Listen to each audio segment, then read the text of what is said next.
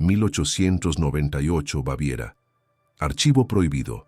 La historia oscura de la mansión que devora a quien entra.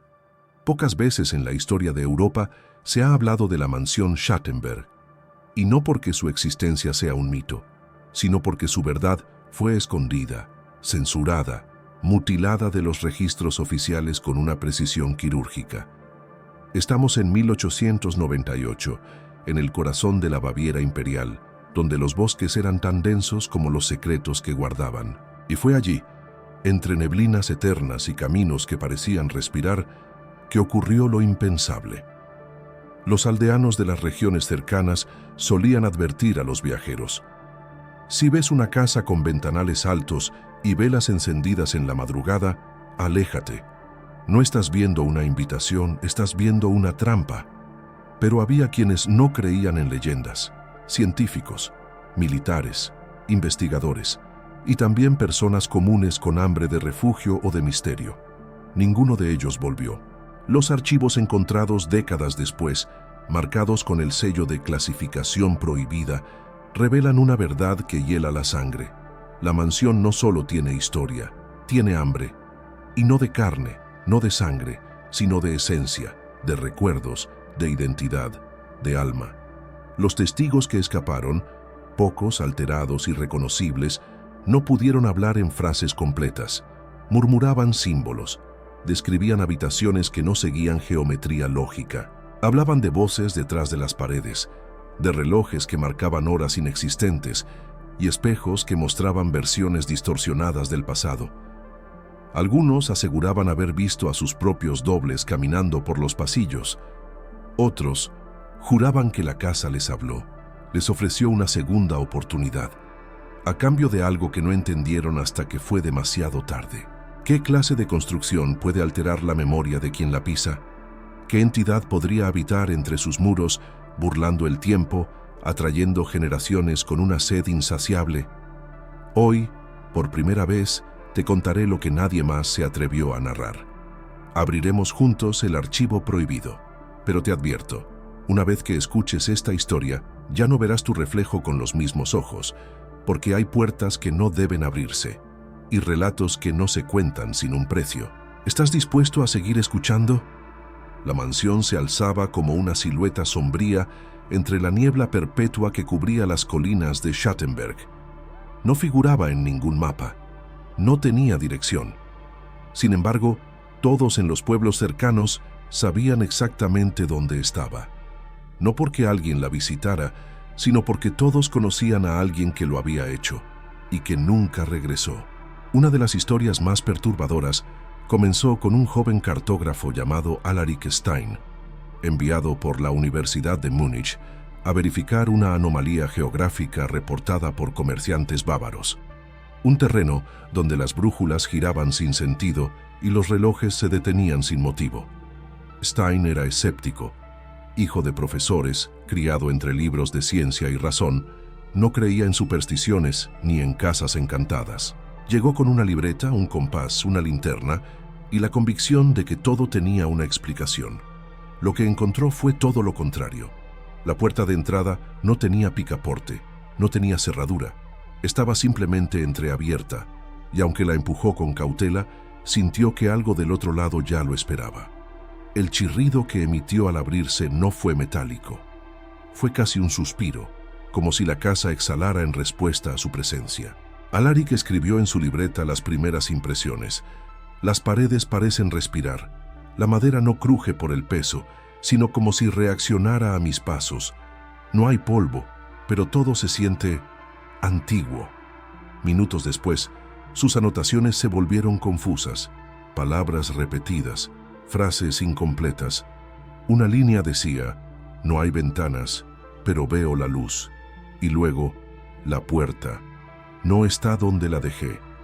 La mansión había comenzado su juego, porque ese era su poder. No devoraba de forma violenta, sino lenta. Primero distorsionaba la percepción, luego el tiempo, después la identidad.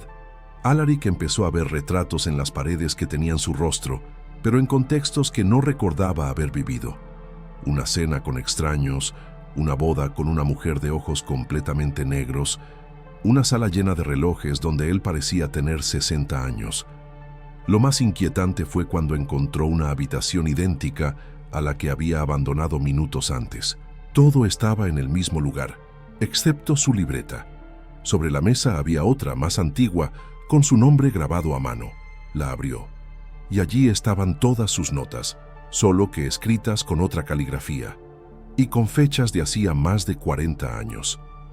«Estoy atrapado en un ciclo que no comprendo», escribió en su último apunte. «Creo que ya he estado aquí antes, y que volveré». Esa libreta fue encontrada por exploradores décadas más tarde, pero del cuerpo de Alaric jamás se halló rastro. Los documentos posteriores sugieren que la mansión reorganizaba sus interiores de acuerdo con las memorias del visitante, que creaba versiones distorsionadas de su pasado, de sus deseos, de sus miedos más profundos. No era una casa, era un espejo roto que te obligaba a verte desde 1000 ángulos que jamás deberías conocer.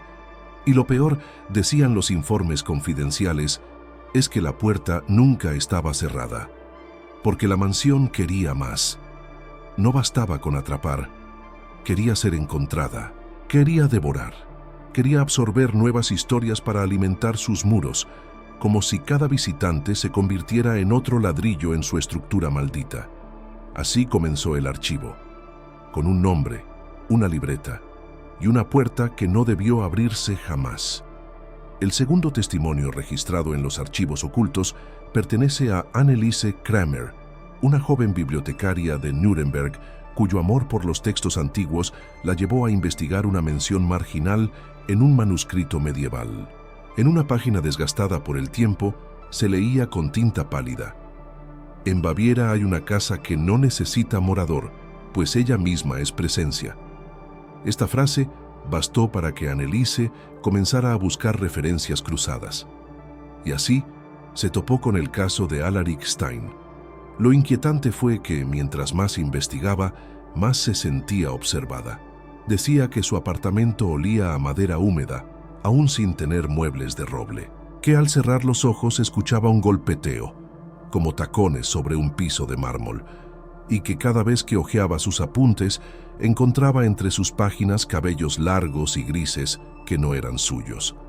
Convencida de que su destino estaba sellado, viajó a Schattenberg, no por valentía, sino por una extraña compulsión, como si la mansión la estuviera llamando por su nombre.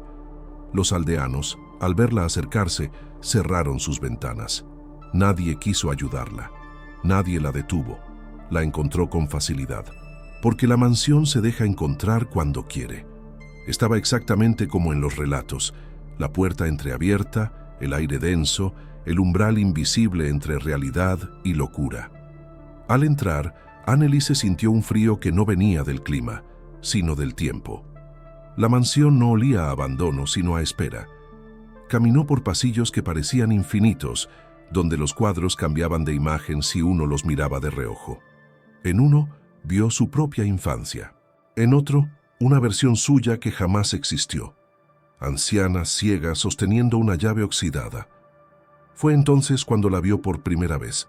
Al fondo del pasillo, de espaldas, una figura femenina de cabello largo, vestido gris perla, pies descalzos. Estaba inmóvil, pero su respiración se escuchaba fuerte, como si viniera de todas las paredes. Anneliese intentó hablarle. La figura giró lentamente, revelando un rostro sin boca ni ojos, solo piel estirada donde deberían estar las facciones. No gritó, no corrió, porque entendió de inmediato: la mujer del vestido gris era ella, o una versión futura, una advertencia, un reflejo de lo que la casa haría con su identidad si permanecía allí. Corrió, desorientada. Las puertas llevaban a las mismas habitaciones. Las escaleras subían y descendían al mismo punto. Cada espejo mostraba un rostro diferente: una niña, una anciana, una sombra. En un rincón de la biblioteca de la mansión, encontró un libro abierto, con su nombre grabado en tinta. Cada página contaba detalles de su vida que solo ella conocía. Lo perturbador fue la última línea escrita: Anneliese está leyendo esto ahora, y ya no puede salir. Los últimos sonidos que se registraron en el fonógrafo que llevaba, un método antiguo para registrar sonidos, fueron pasos apresurados, un jadeo desesperado y el suave roce de un vestido sobre madera pulida. Esa grabación terminó abruptamente con un susurro apenas audible. «Ya no está sola». Los aldeanos dicen que desde esa noche se ve una figura femenina en la ventana más alta de la mansión. Nunca se mueve, pero su vestido ondea como si respirara. Los ecos de los perdidos no desaparecen. Se quedan en los muros, se filtran por las grietas y a veces encuentran nuevos cuerpos que habitar. El siguiente archivo es una transcripción de las notas del Dr. Emil Weiss, un psiquiatra de Múnich que, fascinado por los testimonios que llegaban a sus manos desde la región de Schattenberg, decidió conducir un estudio sobre la alucinación colectiva que parecía emanar de la mansión Stein. Emil era un hombre escéptico. Para él, la mente humana era la única causante de sus propios horrores, pero lo que descubrió en aquella casa no fue producto de ningún trastorno clínico. Fue algo mucho más profundo, más primitivo y más vivo. El doctor ingresó con una grabadora, un cuaderno y un viejo retrato que había adquirido por azar en una tienda de antigüedades en Leipzig. El cuadro representaba a una mujer de mirada triste y vestido azul. El vendedor solo le dijo: «Este cuadro proviene de Baviera y siempre regresa». Ya en la mansión, lo colocó en una de las habitaciones principales para observarlo mientras registraba los cambios en el ambiente. Pasadas 3 horas, notó que el rostro del retrato se había alterado sutilmente. La mujer sonreía. No le dio importancia. Supuso que era producto de su cansancio, pero al día siguiente, el vestido en el retrato había cambiado de color. Era gris. Exactamente como el de la figura que describía Anneliese en sus escritos. Emil pensó en retirarse. Su escepticismo comenzaba a resquebrajarse, pero su vocación científica le exigía una conclusión. Decidió pasar una noche más. A las 3:12 a.m., registró un sonido, una especie de respiración profunda que no venía de él. Revisó cada habitación, pero no encontró nada. Al regresar a donde estaba el retrato, encontró algo que lo dejó helado. El cuadro mostraba ahora su propio rostro. No como estaba, sino pálido, demacrado, con los ojos hundidos y una mancha oscura en el pecho. El cuadro le devolvía la mirada, y por primera vez en su carrera sintió miedo auténtico. Emil huyó esa noche. Corrió sin llevar su equipo. Solo el cuaderno con sus apuntes sobrevivió. Una semana después, fue encontrado muerto en su departamento. El corazón había colapsado. A su lado, sobre la mesa, estaba el retrato. El rostro que allí aparecía era exactamente el mismo de su cadáver, con los ojos cerrados y la boca entreabierta en un gesto de terror. Lo más inquietante fue lo que el forense notó al revisar sus pertenencias. La pintura estaba fresca, como si alguien la hubiera terminado justo antes de morir. Desde entonces el retrato ha aparecido en distintas casas a lo largo de Baviera. Siempre llega sin ser invitado. Siempre cambia con la tragedia. Dicen que si lo ves, tu rostro aún no aparece, pero aparecerá cuando sea tu turno. La mansión Stein no necesita devorar con paredes o puertas. Devora con símbolos, con recuerdos, con arte que respira y observa. Y cuando logra reflejar tu alma, ya no hay salida, porque lo que ha sido pintado ya ha sido reclamado. El cuarto documento clasificado pertenece a Jacob Adler, un restaurador de arte que trabajaba para la corte bávara en 1899. Su tarea consistía en recuperar lienzos antiguos dañados por el tiempo. Un día, recibió por correo un paquete sin remitente. Dentro, encontró un lienzo ennegrecido, enrollado sobre sí mismo y sellado con un hilo rojo. Al desenvolverlo, descubrió una pintura de gran tamaño, una escena de una casa en penumbra, con un umbral abierto y una figura borrosa de pie en la entrada. No había firma, no había fecha, pero en el reverso estaba escrita una sola palabra en tinta marrón: Schattenberg. Jacob nunca había escuchado ese nombre, pero algo en la imagen le provocó náuseas. Aún así, como restaurador, comenzó su trabajo. Cada pincelada que limpiaba revelaba más detalles perturbadores. La figura en el umbral se definía. Primero la silueta, luego las manos y finalmente el rostro. Era su rostro. No recordaba haberse visto jamás en esa pose, ni en ese lugar. Pero allí estaba él, pintado en un óleo que parecía más antiguo que su propia vida. Desde entonces comenzaron los sueños. Primero eran fragmentos, pasillos oscuros, escaleras que bajaban sin fin, paredes que respiraban como carne viva. Luego, las visiones llegaron durante el día. En una ocasión, al reflejarse en el cristal de una vitrina, no vio su rostro, sino la imagen exacta de la pintura. Fue entonces cuando decidió viajar a Schattenberg. Su testimonio, recuperado en hojas sueltas dentro de un estuche de cuero, narra que al llegar a la mansión, ésta ya lo reconocía. «No toqué la puerta», escribió, y sin embargo, se abrió.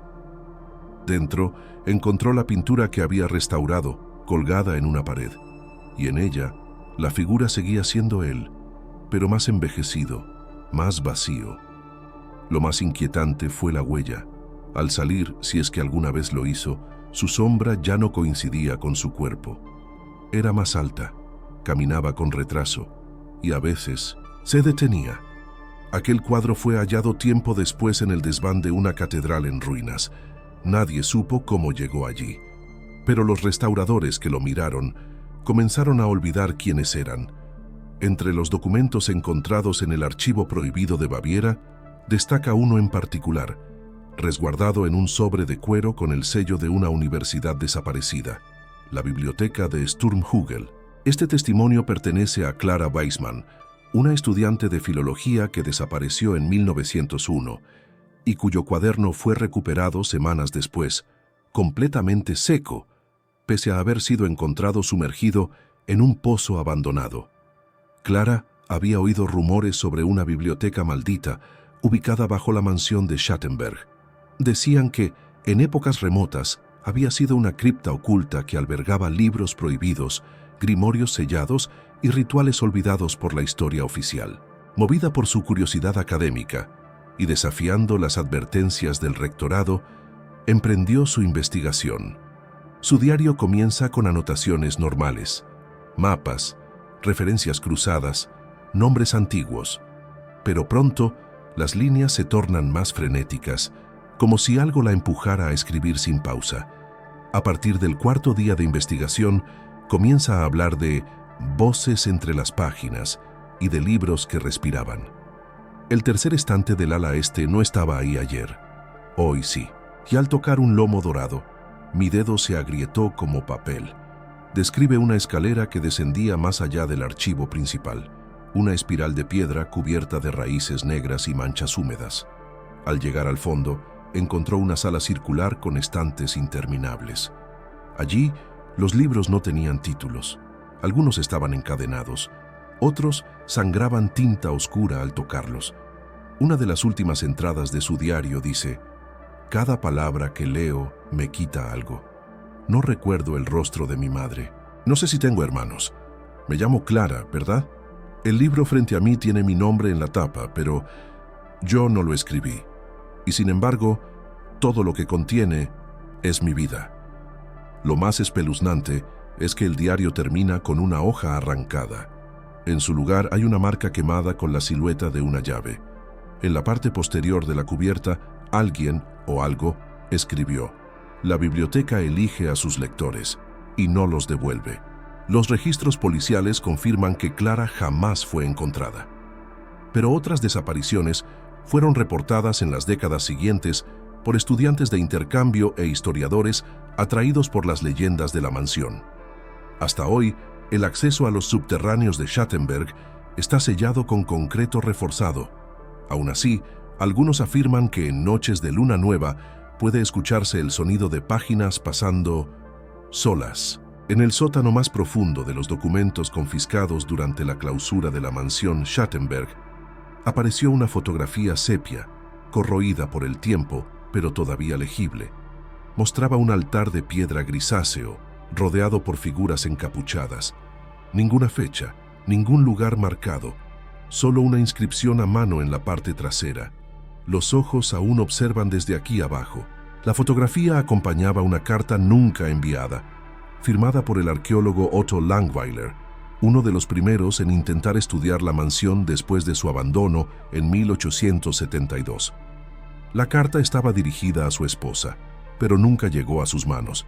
En su contenido, Otto narra su última expedición dentro de la mansión, donde encontró una cámara subterránea que no aparecía en ningún plano original. Una sala de formas irregulares, donde la piedra parecía derretida, como si hubiera sido tallada por manos febriles, no por herramientas humanas. En el centro de esa cámara estaba el altar, alto, macizo, cubierto de símbolos grabados a fuego que Otto no logró identificar salvo uno. Un ojo con 3 párpados superpuestos, cada uno abierto hacia una dirección distinta. Según él, ese símbolo aparecía también en rituales medievales de invocación prohibida en los textos de Treveris, documentos que habían sido quemados por órdenes eclesiásticas hacía siglos. Otto confiesa que, al tocar el altar, sintió un pulso, como un corazón latiendo desde dentro de la roca. Y luego vinieron los ojos. Dice que no fueron alucinaciones. En las paredes comenzaron a abrirse pequeñas fisuras y dentro de ellas, iris de tonos ámbar y rojo lo observaban sin pestañear. Algunos grandes como monedas, otros del tamaño de un puño cerrado, pero todos vivos. Respiraban con él, parpadeaban con un retardo extraño, como si cada mirada estuviera sincronizada con su miedo. Intentó escapar, pero la puerta de piedra que había cruzado ya no estaba. El pasillo detrás del altar había desaparecido, solo quedaba la cámara circular, el altar palpitante, y los ojos que se multiplicaban. En su carta, Otto escribe: «Si no salgo, no busquen mi cuerpo, no estará ahí. Siento que lo que me observa me está copiando, me está absorbiendo en sus memorias. Esta mansión no es una construcción, es un organismo, un santuario que consume lo que ama». La carta termina abruptamente. La tinta se difumina en una gran mancha negra. Pero lo más inquietante es que, junto a la fotografía y la carta, se encontró una piedra tallada con precisión. Era una réplica exacta del rostro de Otto, con los ojos cerrados. Y sobre los párpados, grabado a fuego, el mismo símbolo, el ojo triple. Nunca se encontró su cuerpo, nunca se halló el altar, pero en la actualidad, los turistas que visitan los alrededores de Schattenberg juran sentir que algo los observa desde el bosque.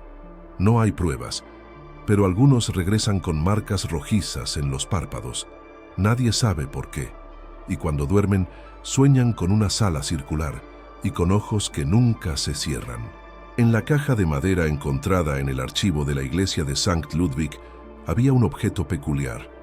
Una máscara de porcelana blanca, sin boca, sin ojos, sin expresión alguna. La acompañaba una nota amarillenta que decía: «No era uno de nosotros, nunca lo fue». La nota pertenecía al diario de una joven llamada Hildegard Weiss, hija del intendente de la mansión, durante los últimos años, antes del cierre definitivo en 1898. Sus escritos relatan una noche que marcó el principio del fin. La última fiesta celebrada en la mansión, en la víspera de Año Nuevo. Un evento organizado por el barón Schattenberg para atraer inversionistas europeos, o al menos eso se creía. Según Hildegard, todos los invitados llegaron con máscaras elegantes, como era costumbre en las fiestas de la alta sociedad bávara, vestidos de terciopelo, capas bordadas, risas falsas entre copas de vino tinto. Pero había uno que no figuraba en la lista de invitados. Nadie sabía quién lo había traído.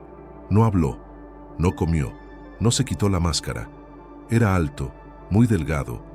Su traje no tenía costuras. Su presencia era pesada. Los demás lo evitaban, pero al mismo tiempo no podían dejar de mirarlo.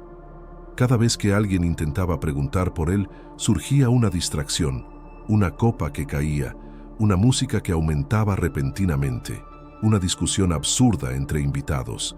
Todo conspiraba para silenciar esa pregunta. ¿Quién es ese hombre sin rostro? Conforme la noche avanzaba, las horas comenzaron a volverse difusas. Hildegard escribe que el reloj marcaba la medianoche, durante horas. Las campanadas sonaban una y otra vez, sin descanso. La música no se detenía. Nadie abandonaba el salón.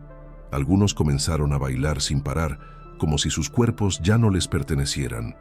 Ella misma intentó salir, pero cada puerta la devolvía al mismo salón. Cada escalera la hacía regresar al punto de partida. El huésped sin rostro permanecía en el centro del salón, inmóvil, hasta que, finalmente, se movió. No caminó, se deslizó. Flotaba a centímetros del suelo, y donde pasaba, las velas se apagaban, las flores se marchitaban y los espejos se agrietaban. Cuando se detuvo frente a Hildegard, ella sintió que algo le arrancaba los recuerdos. Vio su infancia, su madre, sus paseos por el campo, todos desvaneciéndose como humo. Y entonces él levantó la mano. La mano no tenía dedos. Era una extremidad lisa como de cera fundida. La colocó sobre su frente. Y Hildegard despertó en el bosque. Estaba sola, cubierta de cenizas. La mansión ardía en llamas a la distancia, pero no había humo. Solo una luz roja que se tragaba la oscuridad. Cuando regresó días después con las autoridades, la mansión estaba intacta. Ningún rastro de fuego, ninguna señal de fiesta, ningún invitado. Nada, excepto una máscara blanca colocada cuidadosamente sobre el piano. Y el mismo reloj marcando la medianoche, detenido, pero latiendo. Años después de la desaparición de Hildegard Weiss, un nuevo equipo de investigación fue enviado a la mansión Schattenberg. Eran los años 20. Alemania comenzaba a reconstruirse tras la Gran Guerra, y con ello, viejas propiedades abandonadas empezaban a despertar el interés de nuevos herederos. Pero nadie quería comprar la mansión, ni siquiera por el precio simbólico de una moneda de cobre. La razón, las huellas. La leyenda decía que cada noche de luna llena, exactamente a las 0001, aparecían huellas frescas en el polvo de los pasillos de la mansión. Eran pasos humanos, descalzos, a veces pequeños como los de un niño, a veces arrastrados como de alguien herido. En otras noches, los pasos formaban círculos. Algunos llevaban al ático, pero nunca bajaban. Otros partían de habitaciones cerradas con llave, selladas por décadas. Un guardia de seguridad, Otto Krieger, fue asignado para vigilar el lugar durante una semana. El tercer día dejó de responder.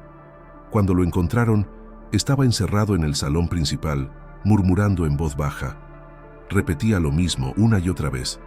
Los vi caminar, pero no tenían sombra. Lo que más inquietó a los rescatistas no fue su estado. Fue lo que descubrieron en la grabadora que Otto llevaba consigo. Durante las horas de vigilancia, solo se captaron murmullos lejanos, como si alguien estuviera orando en latín. Luego, a medianoche exacta, se escucharon pasos mojados cruzando el suelo de mármol. Luego, un suspiro, un solo suspiro, directamente frente al micrófono. Pero Otto estaba solo. Unos años más tarde, un periodista austríaco llamado Klaus Brenner, obsesionado con lo paranormal, decidió pasar la noche allí con una cámara de 16 milímetros. Su objetivo, grabar las huellas. Lo logró. Pero lo que captó fue mucho más. Al revisar la cinta, se podían ver claramente las huellas formarse en tiempo real, como si un cuerpo invisible estuviera caminando por el polvo. Las huellas llegaban hasta la escalera, subían, luego bajaban. Pero esta vez no eran solas. Una segunda serie de huellas aparecía junto a la primera, más pequeñas, irregulares, como si alguien caminara a la fuerza o fuera arrastrado. Brenner juró que en la última toma pudo ver una silueta al final del pasillo. No se movía, no se acercaba, solo observaba. Pero cuando intentó retroceder la cinta, esta se quemó por completo dentro del proyector. No por el calor, sino por una especie de reacción oscura que nadie supo explicar. Esa misma noche, Klaus Brenner desapareció. La última imagen de él con vida fue tomada en la entrada de la mansión. Aparecía solo, con su maleta y su cámara colgando, pero en el reflejo de una de las ventanas se ve claramente otra figura detrás de él, una figura más alta, envuelta en lo que parece una túnica antigua. Y al revisar el negativo, los expertos notaron algo aún más perturbador. No había negativo, solo una mancha oscura, como un eclipse mal revelado. Desde entonces, nadie volvió a entrar de noche. El archivo menciona múltiples intentos, todos frustrados, puertas selladas, equipos electrónicos inutilizados y, en un caso, una cámara explotó en la mano del operador antes de comenzar la grabación. Todo a las 00:01. Hoy, las huellas siguen apareciendo, siempre distintas, siempre frescas, y nunca conducen a la salida. La mansión que respira. Y el misterio que nunca quiso ser revelado. La historia de la mansión Schattenberg no terminó con un exorcismo, ni con una demolición, ni siquiera con una explicación racional. No hubo cierre, no hubo resolución, solo más puertas cerradas, más nombres tachados en archivos secretos y más cintas destruidas sin motivo.